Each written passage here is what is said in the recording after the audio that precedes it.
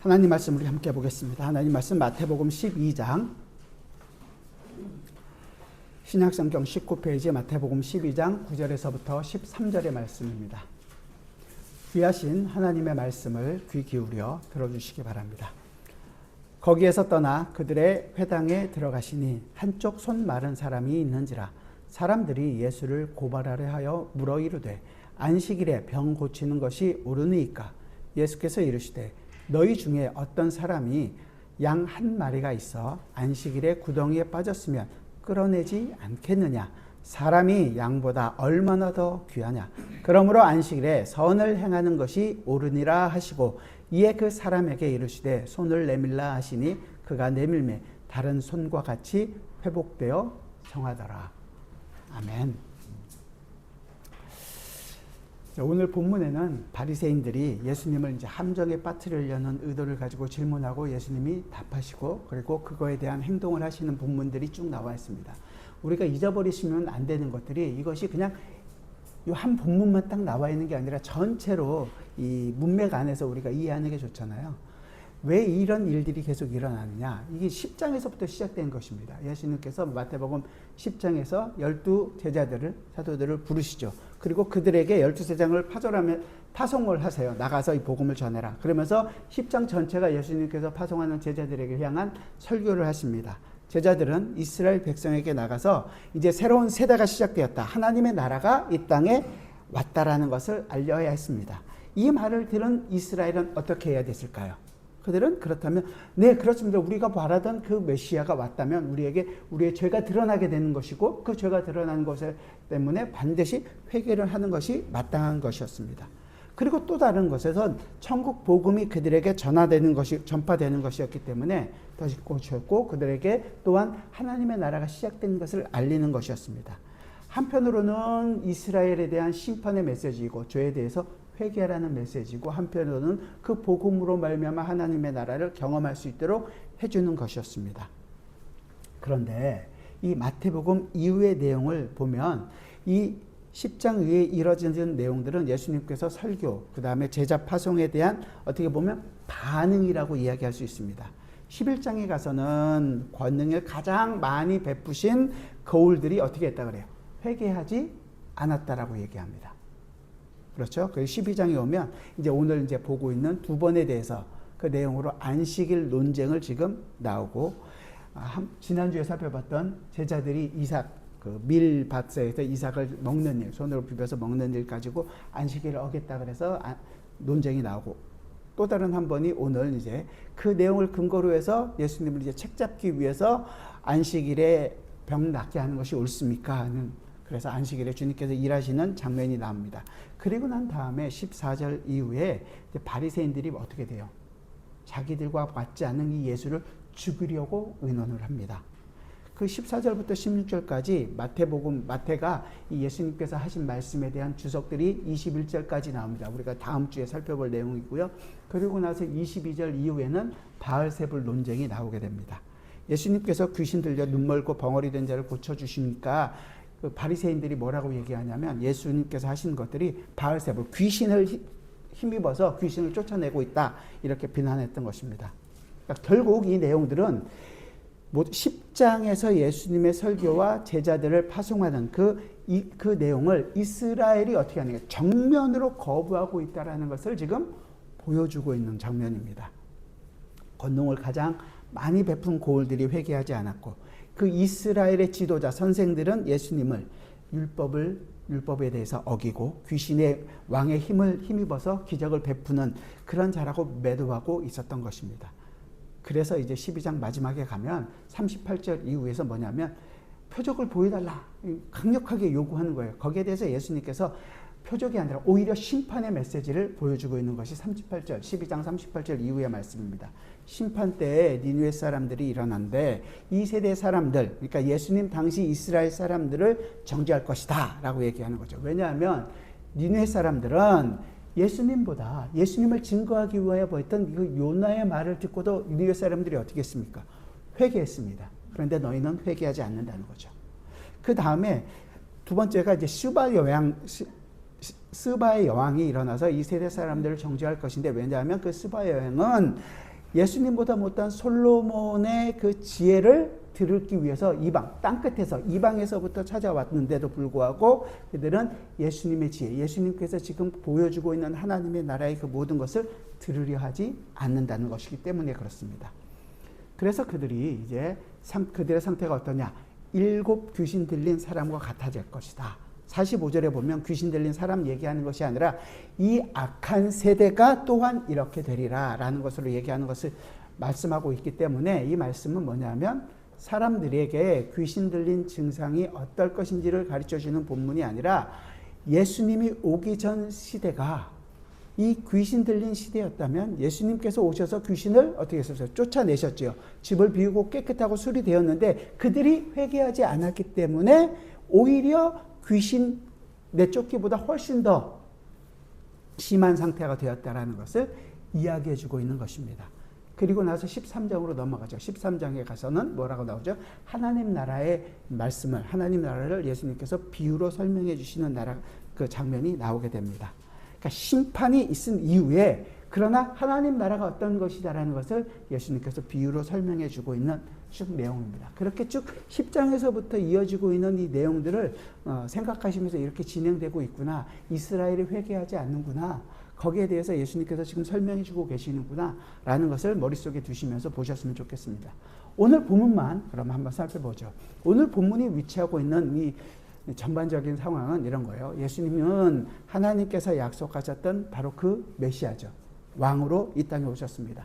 그 구약 처음부터 보여주려고 했었던 여인의 후손이 바로 이 예수님이셨습니다. 이 예수님이 이 땅에 오셨습니다. 그런데 이스라엘은 이 예수님을 거부합니다. 하지만 예수님은 이 거부함에도 불구하고 하나님의 뜻을 자기의 인생 속에서 보이시고 나타내시고 이루어 가십니다. 12제자를 택하시고 제자들에게 이방 땅에는 가지 말고 어떻게 하라고 했어요? 이스라엘의 잃어버린 양에게로 가라 라고 말씀하실 정도로 이스라엘에서 잃어버린 양들을 찾으려고 하셨습니다. 하지만 양들은 이 메시지를 들으려고 하지 않았습니다. 오히려 이런 상황 속에서 양을 잡아먹는 이 이리들이 그 안에서 막 예수님을 배척하는 그런 바리새인들, 지도자들이 오히려 예수님께 논쟁을 걸어옵니다. 오늘 본문이 바로 이런 배경 가운데에서 따지는 상황이라는 것입니다. 지난주에 이어서 9절과 10절에 보면 지난주에 제자들이 밀밭 사이로 가면서 이삭을 따먹는 것을 가지고 안식일 논쟁이 있었죠. 그런 이후에 예수님께서 회당에 들어가십니다. 회당에는 손 마른 사람이 하나 있었고 그날은 또한 안식일입니다. 회당에 있던 사람들이 예수님께 물어보는 거죠. 안식일에 병을 고치는 것이 옳습니까? 자기들이 만들어 놓은, 자기들이 이렇게 이뤄놓은 안식일 규정과 맞지 않는다는 거예요. 그리고 10절의 말씀에 분명히 나와 있듯이 몰라서 그렇게 질문하는 것이 아니라는 거죠. 그들은 분명히 예수님께 고발하려는 의도를 분명히 가지고 지금 물어보고 있는 것입니다. 예수님을 함정에 빠뜨리기 위해서 고의적으로 질문하는 것이었어요. 거기에 대해서 예수님께서는 이렇다 얘기하는 거잖아요. 11절부터 13절까지 양 한 마리가 안식일에 구덩이에 빠지면 당연히 건져내는 것이 아니냐. 사람이 양보다 귀하다. 안식일에 살아나가는 것이 옳다. 이렇게 말씀하시고서 그 손 마른 사람을 고쳐주십니다. 그 이후에 14절, 오늘 읽지 않았지만 14절에 보니까 바리새인들이 어떻게 합니까? 어떻게 하여 예수를 죽일까 의논하거늘. 고발하려는 의도의 결과가 뭐예요? 그대로 죽일까 의논하는 것입니다. 이 내용을 이제 우리는 다음 주에 살펴볼 것입니다. 바리새인들의 기준으로 볼 때 안식일을 거룩하게 지키는 것은 종교적인 활동에 집중하는 것이라고 여겼습니다. 자기들이 만들어 놓은 규범들이 있었어요. 몇 걸음은 걸으면 안 되고 몇 킬로의 짐은 들면 안 되고 이런 일들을 쭉 해야만 한다고 생각했던 거죠. 어떻게 보면 요즘 우리가 지금 주위에 보고 있는 교회들과 전혀 다르지 않습니다. 주일날을 안식일처럼 교회에 반드시 와서 주일 성수를 반드시 해야 된다. 마치 법처럼 지킵니다. 11조를 반드시 해야 하는 것처럼 이야기합니다. 무슨 일을 해야만 하는 것처럼 이야기합니다. 그래야지만이 구원받은 성도인 것처럼 이야기합니다. 그러니까 순서가 바뀌어버린 거죠. 구원받은 자라면 당연히 기쁜 마음으로 하나님 앞에 나오는 것을 기뻐하는 것입니다. 구원받은 자라면 내 인생 모든 것이 하나님의 것이라는 것을 보이며 살아갑니다. 그러니까 주일날 와서 예배 한번 드리는 것이 그러니까 얼마나 열심히 살아가는 것인지 보이는 것으로 만족하는 인생이 아니라는 것입니다. 그런데 그것을 했다라는 것으로 자기들의 만족을 삼고 있는 요즘 교인과 이 바리새인들이 하고 있는 모습이 조금도 다르지 않은 것입니다. 그러니까 자기들이 했던 것들만 잘한 것이 안식일을 지키는 것이고 그 외 일들을 하는 것은 거룩하지 않은 세속적인 일로 치부해 버린 것입니다. 그렇기 때문에 제자들이 그 안식을 경험하기 위하여 그 밀 이삭을 손으로 따서 이렇게 먹는 것을 허용했던 것임에도 불구하고 배고픔을 인해서 밀 이삭을 따먹은 것을 비난하고 정죄했던 것이고, 하지만 예수님은 안식일을 거룩하게 지키는 일은 단순히 이런 종교적인 활동을 하는 것에 국한되는 것이 아니라 하나님이 가지신 긍휼의 마음을 품는 것도 안식일을 거룩하게 지키는 일이라는 것을 분명하게 말씀을 하십니다. 지난주에 봤던 12장 7절에서 얘기하잖아요. 나는 자비를 원하고 제사를 원하지 아니하노라 하신 뜻을 너희가 알았다라면 무죄한 자를 정죄하지 아니하였으리라. 긍휼을 원한다는 거죠. 하지 말라, 하라는 것, 하지 말라는 거 정해놓고 나는 했다, 안 했다 이것이 아니라 그 자비의 마음, 긍휼의 마음을 아는 것이 더 중요하다는 것을 말씀하고 있는 것입니다. 이 문제는 그냥 다분히 안식일에만 해당되는 것이 아니라 하나님 백성들의 모든 삶의 영역에도 해당되는 교훈이라고 얘기할 수 있습니다. 안식일을 거룩하게 지키라는 말씀은 어떻게 보면 대표성의 원리를 가르쳐주고 있습니다. 안식일에 하나님의 백성들은 안식일만 거룩하게 지켜야 되는 것이 아닙니다. 모든 날의 주인이 하나님이라는 것을 우리는 알죠. 그래서 안식일이 아닌 나머지 6일 모든 시간도 하나님 앞에서 거룩한 구별된 믿음의 삶을 살아가겠다고 다짐하는 신앙 고백적인 의미가 이 우리가 안식일에 모여서 거룩하게 지키는 것 안에서 나타나게 되는 것입니다. 가장 중요한 그 안식일을 거룩하게 지킨다는 일, 하나님의 말씀을 주일날 와서 예배하고 하나님의 말씀을 듣고 하나님을 찬양하고 하나님께 기도하고 이 하는 모든 내용들이 내 인생의 주인이 하나님이라는 것을 알고 하나님으로부터 오는 기쁨을 누리고 그 복을 누리기 위한 것이라는 것인데, 그러지 않고 그저 와서 예배하는 것으로 모든 것을 끝낼 수는 없다는 것입니다. 그러니까 우리가 이 주일날 와서 예배하는 이 모습은 안식일에 모여서, 그러니까 그 하나님의 안식에 우리가 함께 참여하는 자가 되어서 그 하나님으로부터 공급받는 모든 풍성한 것을 안고 6일 동안 세상에 나가서 그 안식을 보이면서 누리는 삶을 살아가는 자가 누구예요? 성도라는 것이에요. 그런데 예수님 당시 바리새인들을 비롯한 많은 사람들은 이 안식일에 담겨있는 진정한 의미를 제대로 이해하지 못하고 하나님의 방법, 자기들이 기준에 자기들이 만들어 놓은 기준, 자기들이 만들어 놓은 어떤 방법, 예식들 이런 것을 하는 것으로 자기들은 이 안식일을 거룩하게 지키고 있다라고 생각했던 것입니다. 그렇게 지키지 않는 일에 대해서는 다 정죄하고 안 된다라고 벌을 하고 있는 것이었죠. 그 결과가 어떻게 됐습니까? 하나님의 아들이신 예수님까지도 정죄하고 비난하는 자리까지 가게 돼버린 것입니다. 피조물인 인간이 창조주 하나님을 판단하는 잘못을 범하고 있었던 거죠. 오늘 본문에서도 동일한 잘못이 반복되어서 벌어지고 있습니다. 그래서 우리는 오늘 이 본문 말씀을 통해서 무엇을 과연 우리가 조심해야 하는지, 어떻게 우리가 살아야 할 것이, 이 본문을 가지고 생각해야 될지를 좀 살펴보려고 합니다. 이 본문에 보면 항상 우리는 그래서 우리의 어리석음과 무지함이 우리에게 있다는 것을 생각하고 그 부분을 조심해야 합니다. 우리 본문 9절과 10절을 같이 한번 읽어보겠습니다. 본문 9절 10절 같이 읽죠. 시작.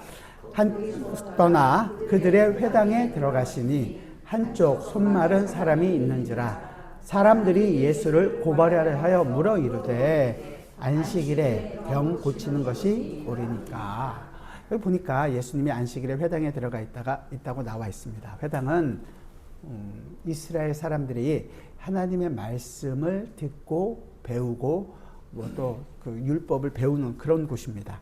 모든 사람이 하나님의 성전인 예루살렘 성전에 가서 예배하고 제사를 지내야 되는데 그럴 수가 없잖아요. 실질적으로 장소적으로도 그렇고. 그렇기 때문에 자기들이 안식일에 이렇게 모여서 할 수 있는 회당들을 각 지역마다 이렇게 만들어서 안식일에는 그곳에 모입니다. 그리고 1년에 3번 절기 때마다 이스라엘 예루살렘 성전에 가서 제사 지내는 것을 의무로 되어 있었습니다. 또한 예루살렘 성전도 어떤 그 공간적인 제약이라는 것이 있기 때문에 그 많은 사람들이 다 수용할 수도 없었습니다. 사람마다 다 떨어져 있기 때문에 안식일마다 예루살렘 성전에 모이는 것도 실질적으로는 불가능했습니다. 그래서 이스라엘 사람들은 자신들이 살고 있는 지역들을 중심으로 해서 회당을 만들어 놓고 거기서 안식일이 되면 함께 모여서 하나님의 말씀을 듣고 배우는 일을 했었습니다. 회당은 그러니까 오늘날로 얘기하자면 일종의 예배 처소와도 같은 거죠. 오늘 본문에 보니까 예수님이 이 안식일 날 어떤 회당을 방문하게 되었는데 이 소식을 듣고 예수님을 이제 시험하려는 사람들이 있었습니다. 10절을 보면 거룩한 안식일에 병 고친 일이 옳습니까? 라고 묻죠. 만약 그 얘기는 병을 고치는 것이 옳다고 하면 그 점을 약점 삼아서 예수님을 정죄하고 고발하려는 것이고, 그렇지 않으면 실력이 없다 뭐 이렇게 얘기하려고 하는 거죠. 지금 회당에 모인 사들은 안식일에 하나님의 말씀을 듣기 위해서 온 사람들입니다. 그렇죠? 예수님을 시험하려고 했던 이들도 안식일에 회당에 왔기 때문에 그들을 또 역시 명목상으로는 하나님을 믿는 신앙을 가진 사람이었다라고 할 수 있을 것입니다. 그 당시 하나님을 믿는 신앙을 가진 사람들이 가장 기대하고 있었던 것은 당연히 지금 자기들, 이 로마로부터 우리가 지금 억압받고 있는, 그런데 이 로마로부터의 압제를 벗어나게 해줄 메시아를 기대하고 있었을 것입니다. 그 메시아가 와서 우리를 건져줄 것을 기대하고 있었던 거죠. 그런데 지금 이 메시아이신 예수님이 자기들 앞에 있는 회당에 오셨습니다. 그들이 머물러 있는 회당에 함께하고 있는 거죠. 이 얘기는 구약에 그렇게 위대한 선진들이 보고 싶고 만나고 싶어 했던 메시아를 지금 그들은 보고 있는 것이고 만나고 있는 것이었습니다. 이스라엘에서 가장 존경받는 인물인 아브라함, 그도 이 메시아를 보기를 원했습니다. 가장 위대한 선지자라고 얘기했던 모세도 이 메시아를 만나기를 원했습니다. 많은 선지자들이 보기를 원했죠. 그들이 이스라엘이 가장 자랑스럽게 생각하는 다윗 왕도 이 메시아를 만나기를 원했습니다.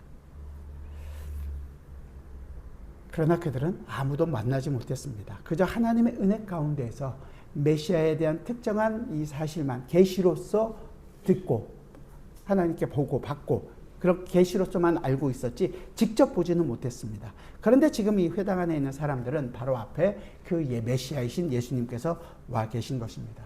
우리가 지난주에 읽었던 누가복음 2장에 보면 그렇게 나이 많은 시므온이나 안나도 그렇게 예수님을 만나기를 고대하고 만났다는 기록들이 있는 것을 보고 하나님께 감사하고 찬양했다라는 기록들을 우리가 보게 됩니다.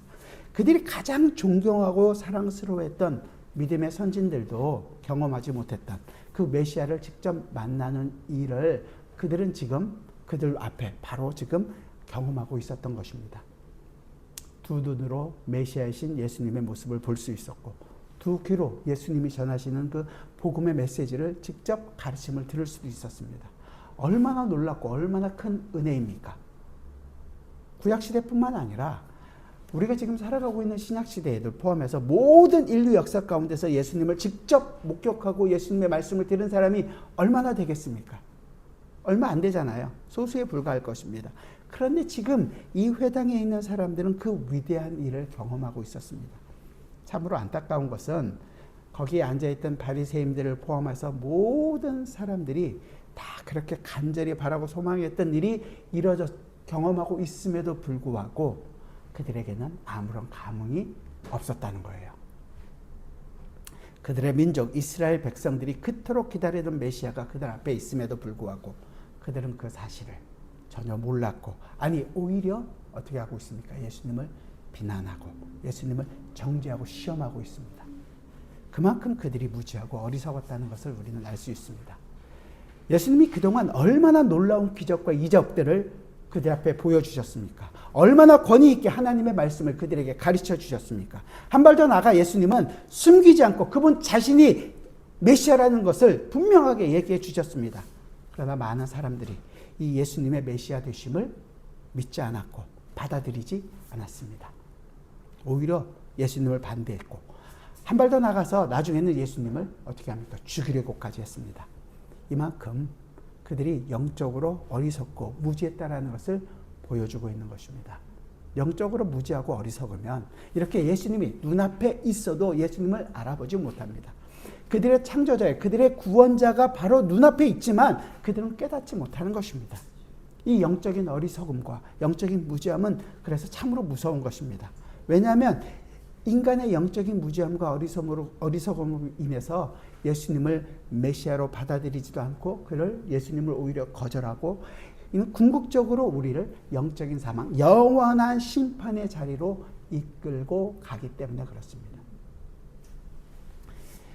영적인 분별이 없는 사람은 단순히 모르는 것에서 끝나지 않고 그들을 영원한 사망의 자리로 이끌어갑니다. 우리는 이러한 영적인 무지와 어리석음의 자리에 서지 않도록 조심하셔야 됩니다.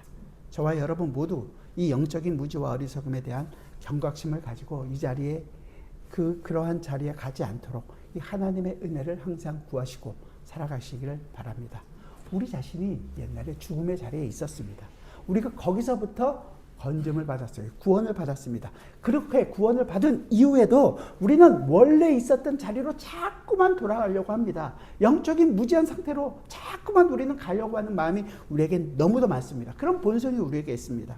그래서 구원받은 이후에도 우리의 이 악한 본성을 가진 자름을 항상 생각하고 그렇기 때문에 우리는 우리가 누구인지를 생각하고 은혜가 없이는 우리는 한순간도 살 수 없다라는 것을 알고 이 영적으로 항상 깨어있기를 갈급하고 하나님의 말씀을 묵상하고 주님 앞에 우리 자신을 돌아보고 회개하고 가는 삶은 살아가야 하는 것이 마땅한 것입니다.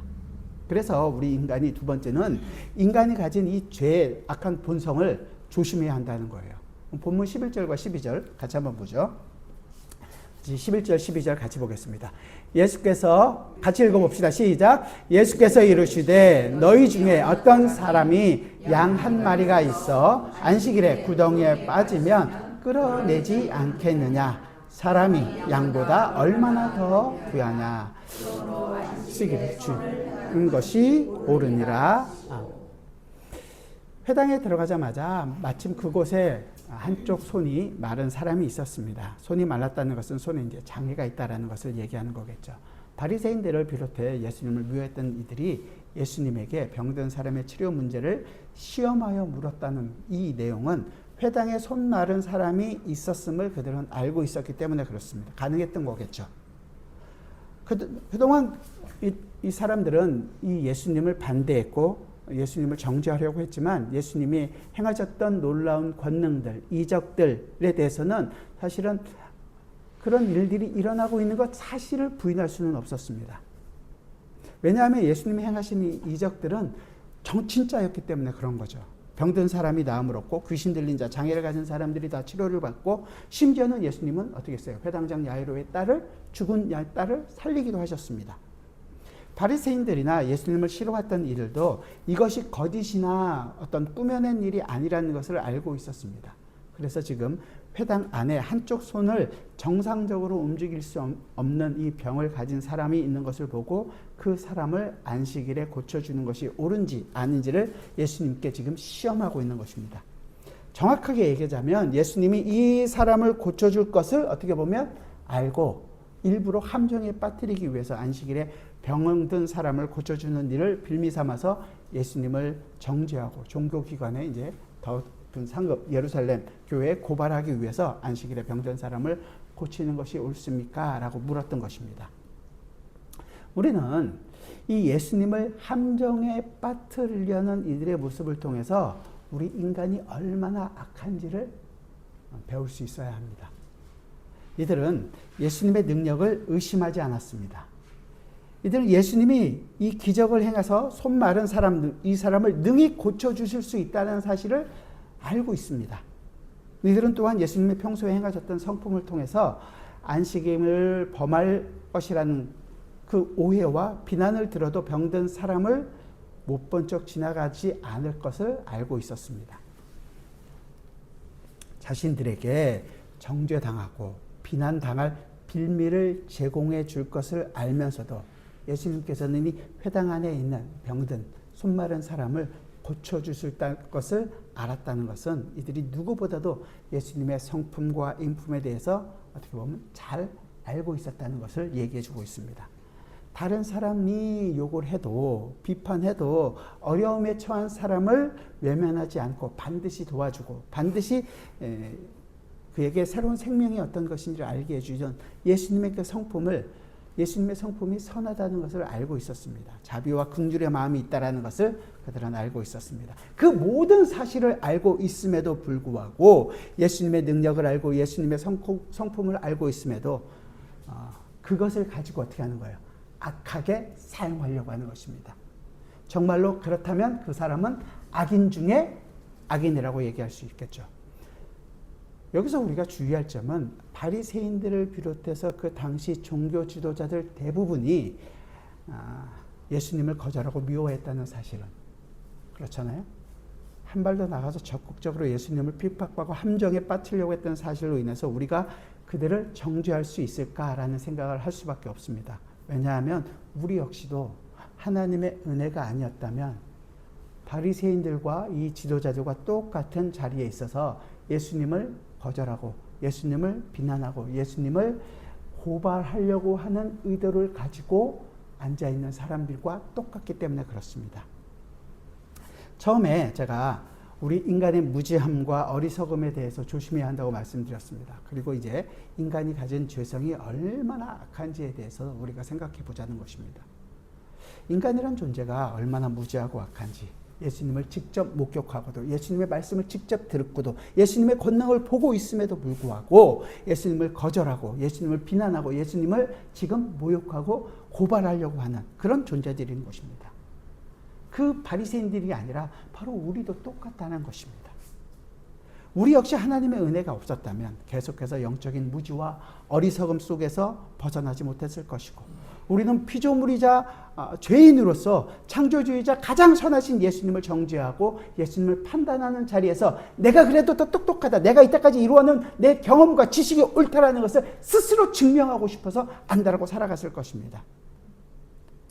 여기 계신 모든 분들이 대부분 다 불신자로 이 세상을 살다가 우리 소위 얘기하고 있는 믿음의 가정에서 태어나서 신앙을 가지고 계속 교회에서 살아갔다고 하지만 신앙과는 상관없이 살다가 이후에 정말 하나님의 은혜로 하나님의 은혜가 어떤 것인지를 알고 이 자리에 오셨다면 이 믿음을 갖게 됐다면 우리가 교회를 다녀 있으면서도 예수님을 참으로 믿게 된 이전의 모습은 돌아보면 이 바리새인들의 모습과 조금 더 다르지 않다라는 거예요.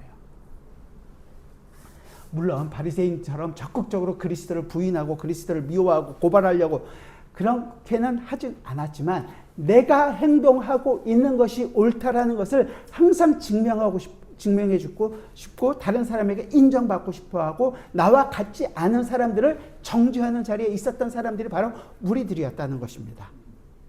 그런데 그러했던 우리들이 지금 하나님께 나와 예배하고 이 자리에 있습니다. 이렇게 된 것이 어떻게 된 것입니까? 우리가 무엇을 해서요? 우리가 무엇을 알아서요? 그것이 아니라 우리를 죄 가운데서 우리를 죄와 죽음의 가운데서 건져주시고 우리에게 은혜를 베풀어 주신 하나님 때문에 그렇습니다.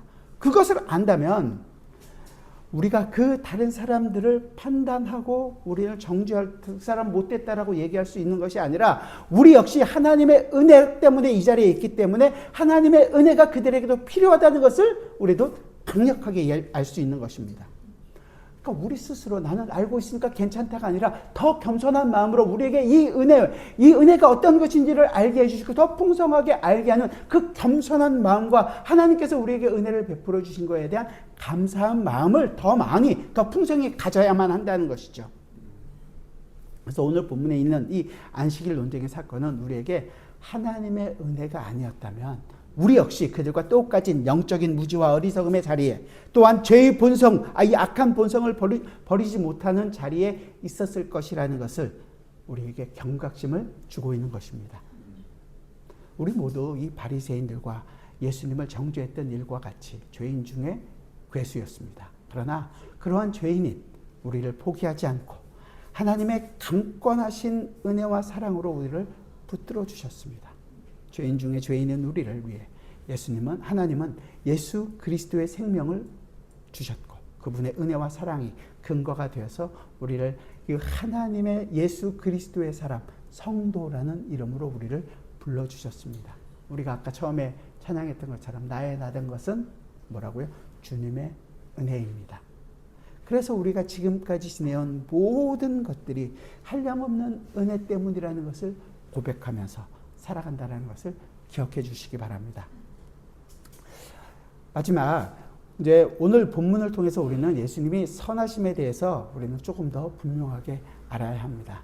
예수님은 지금 자신이 하셔야 하는 일을 어떠한 절박함, 사람들이 자기를 고발하고 자기를 죽이려 한다라는 그 모든 그런 상황들을 아심에도 불구하고 그 일을, 당신이 하셔야 하는 일을 포기하시지 않으시는 분이시라는 거죠. 예수님은 안식일에 병든 사람을 고치는 일이 옳은 것인지 묻는 그 사람들의 의도를 다 알고 계셨습니다. 그들이 예수님을 비난하고 정죄할 수 있는 약점을 잡기 위해서 이러한 일을 계획하고 있다는 것을 잘 알고 있었습니다. 그런데 이 모든 것을 알고 계셨음에도 불구하고 그 병든 사람을 고쳐주십니다. 12절, 13절 말씀을 같이 한번 볼까요? 12절, 13절 같이 보죠. 시작. 사람이 양보다 중한 것이 옳으니라 하시고 이에 그 사람에게 이르시되 손을 내밀라 하시니 그가 내밀매 다른 손과 같이 회복되어 성하더라. 예수님이 사람들의 악한 계획을 아셨지만 손마른 사람을 고쳐주시는 이유가 무엇 때문이겠습니까? 그 이유는 바로 지금의 그 이스라엘 백성들을 포함해서 앞으로 오고 가는 모든 세대 하나님의 백성들에게 알리고 싶어 하시는 가장 중요한 교훈, 가르침이 있기 때문입니다. 그것은 제일 먼저 올바른 신앙생활에 대한 의미를 알려주시기 위한 것이었습니다. 하나님의 백성의 가장 이 올바른 신앙생활이라는 것은 안식일을 거룩하게 지키는 것과 연관이 되어 있다는 거죠. 당시 바리새인들을 비롯해 종교 지도자들이 안식일을 거룩하게 하기 위해서 율법적인 자기들의 종교적인 근거들, 행동들을 어떻게 해야 되는 그 많은 근거들을 가지고 종교 활동으로 관련지어서 생각했다면 예수님은 오늘 말씀을 통해서 안식일을 거룩하게 지키는 것은 종교 활동에만 국한되는 것이 아니라 선을 행하는 것도 포함하고 있다는 거죠. 선을 행한다는 것은 하나님이 보시기에 옳은 행동들, 하나님께서 원하시는 행동들, 하나님이 보시기에 기뻐하시는 모든 일들이 포함되어 있다는 것입니다. 하나님의 백성을 건지는 일, 하나님이 보시기에 좋았더라. 창조 때 하셨던 그 일들이 그 일들을 우리가 해나가는 것을 포함하고 있다는 것입니다. 그러니까 결국은 하라고 하는 일만 하는 것이 아니라 하지 말라는 것만 안 하는 것이 아니라 정말로 하나님이 기뻐하시는 일이 어떤 것인지 정말로 국한 지을 수 없이 많이 생각할 수 있다는 것입니다. 그저 와서 예배를 드리고 구약시대로 얘기하면 제사를 드리고 기도하고 말씀을 듣고 그냥 뜻도 모를 얘기들을 계속 읊조리는 것이 아니라 사실은 종교 활동을 하는 것이 아니라 그 안에서 우리에게 주어진 예수 그리스도의 선한 마음을 가지고 연약한 사람들을 도우고 아직도 복음을 알지 못한 사람에게 복음을 전하는 것이고 힘들고 어려운 사람을 위해서 우리의 손과 발을 수고하는 일을 해나가는 그 모든 것이 뭐 하는 거예요? 선을 행하는 것이라고 얘기하는 것입니다. 이 모든 것들이 하나님이 기뻐하시는 일이 될 수 있고 안식일을 거룩하게 지키는 일이 포함된다는 것을 알려주고 있는 것입니다. 그럼 우리는 여기서 한 발 더 나가서 우리가 속한 삶의 모든 영역에서 하나님 백성답게 말하고 행동하고 생각하는 것도 하나님이 기뻐하시는 일이라는 것을 알아야 합니다. 그러니까 주일날만 와서 예배하고 여기서만 우리끼리 하는 것이 아니라 우리의 모든 인생 속에서 나머지 6일 동안도 이 일들을 계속해 나가야 하는 것입니다. 주일날만 와서 막 끝나는 것이 아니라 우리의 삶 가운데에서 모든 영역에서 하나님이 기뻐하시는 일을 해나가라는 거예요. 안식일 하루만이 아니라 매일매일의 삶에서 이 기뻐하시는 하나님이 기뻐하시고 하나님이 좋아하시고 하나님을 더 알아가고 예수 그리스도의 사랑을 전하는 일을 게을리하지 말라는 것입니다.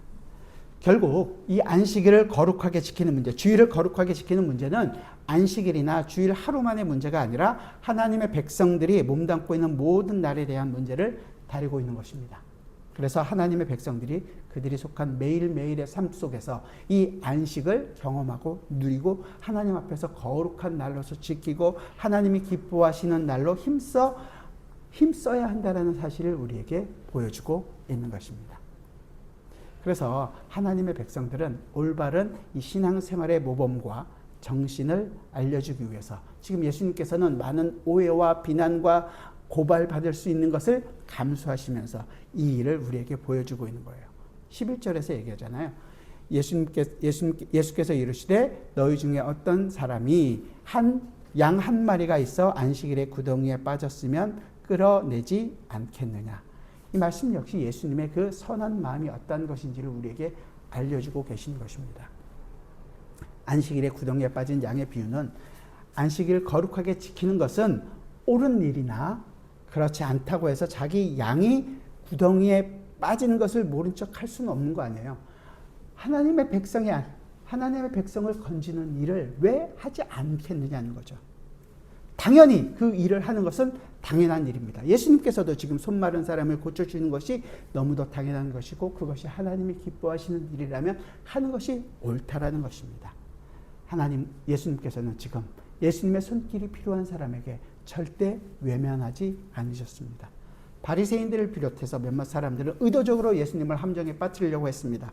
나중에 14절에 보면 예수님을 죽이려고까지 의논하는 내용이 있다고 나와 있습니다. 그러나 예수님은 그들의 악한 마음으로 인해서 예수님이 해야 할 일을 미루시거나 뒤로 넘기지 않습니다. 아니 오히려 적극적으로 하나님의 일, 이 선한 일을 행하셨습니다.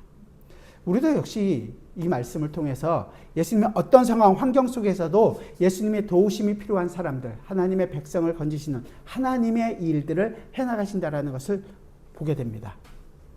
우리는 우리를 조금만 비난할 수 있는 욕먹을 일이 있다면 거부하고 조금 더 좀 숨으려고 안 하려고 하는 경향이 있지만 어떻게 보면 우리의 악한 본성이 남아있기 때문에 그렇지만 예수님께서는 절대 그것을 뒤로 미루거나 포기하지 않으신다는 거예요. 그렇게 해서 우리에게 하나님의 뜻이 어떤 것인지를 알려주신단 말이죠. 그렇다면 우리도 역시 우리는 자꾸만 어떻게 해요? 조금 천천히 하죠. 하나님께서 뭐 다음 기회를 주시겠죠. 자꾸만 예수님, 우리의 마음에 옳은 대로 행동하려고 하지만 그것이 아니라 예수님을 떠나려고 하는 우리 마음이 아니라 주님께서 우리를 또 찾아오시고 또 찾아오셔서 예수님이 이루신 일을 알게 하시고 우리로 하여금 이 예수 그리스도와 함께 살아가는 일을 계속할 수 있도록 우리를 격려하신다는 것입니다. 그 격려를 우리가 안다면 우리가 이 땅에서 살아가는 동안에 어떻게 살아가야 할지를 깊이 묵상할 수밖에 없겠죠. 우리의 유익을 위해서, 우리의 올바른 신앙생활을 위해서, 내 자신이 괜찮은 신앙인이라는 것을 보이기 위해서가 아니라 예수 그리스도께서 우리를 위하여 죽으셨고 예수 그리스도께서 우리를 위하여 이 일을 하셨다는 것을 증거하기 위하여 매 순간 살아갈 수밖에 없을 것입니다. 우리는 주님을 계속해서 떠나가고 우리는 주님과 함께 동행하기보다 내 만족을 얻으려고 살아가는 날들이 훨씬 많지만 주님께서는 오늘도 그 양을 찾기 위하여 우리에게 찾아와 주시고 우리를 안고 돌아오신다는 것입니다. 주님 앞에 와서 내가 하나님의 일을 온전히 이루었다는 것을 우리에게 보여주시고 계십니다. 정교도 신학자 중에 호라티우스 보나르라는 분이 계십니다. 찬송가 277장을 작성하신 것입니다. 우리는 양떼같이 양떼를 떠나서 우리는 아버지를 떠났다고 얘기합니다. 그런데 2절에서 그 양떼를 떠난 목자가 우리에게 찾아와 주십니다. 그래서 3절에서 그 건져내는 이유와 그 구원의 의미가 어떤 것인지를 알게 했습니다. 그리고 나서는 마지막 4절에서 나 이제 후로는 그 아버지의 품을 떠나지 않고 그 품 안에서 영원히 살겠다라고 고백하는 찬양시입니다. 우리 인생이 그렇습니다. 떠났지만 끝까지 우리를 찾아와 주시고 그 끝까지 찾아오신 그 아버지의 마음을 알고 그 아버지의 마음을 가지고 그 사랑의 마음을 품고 살아가는 저와 여러분들이 되시기를 부탁드립니다. 기도하겠습니다. 주님, 우리가 영적으로 굉장히 주님을 떠나 살 때가 참 많습니다. 영적으로 미련하고 어두울 때가 많습니다. 왜냐하면 우리의 욕심이, 우리의 죄된 본성이 우리 속에 아직도 남아있기 때문에 그렇습니다. 어떤 부분은 잘하는 것 같습니다. 그러나 어떤 부분에 있어서는 아직도 빈약하다는 것을 저희들이 너무도 잘 압니다. 잘하는 것에 우리가 초점을 맞추기보다 우리가 어떤 사람인지 다시 한 번 더 깨닫게 하여 주시고 그렇게 아버지를 떠나 내 마음대로 살고 싶어하는 나를 포기하지 않고 오늘도 주님의 말씀으로 알게 하여 주시고 다시 그 품에 품어주시는 그 아버지의 마음을 주님 우리가 어찌하든지 더 깊이 알게 하여 주셔서 이제는 우리가 그 주님을 떠나지 않고 주님의 말씀 안에서 그 풍성한 꼴을 매 순간 먹으며 기뻐하며 감사하며 자라갈 수 있는 저희의 인생이 되게 하여 주옵소서. 흔들리지 않고 주님 이 길을 걸어가도록 우리를 붙잡아 주옵소서. 예수 그리스도의 이름으로 기도드리옵나이다.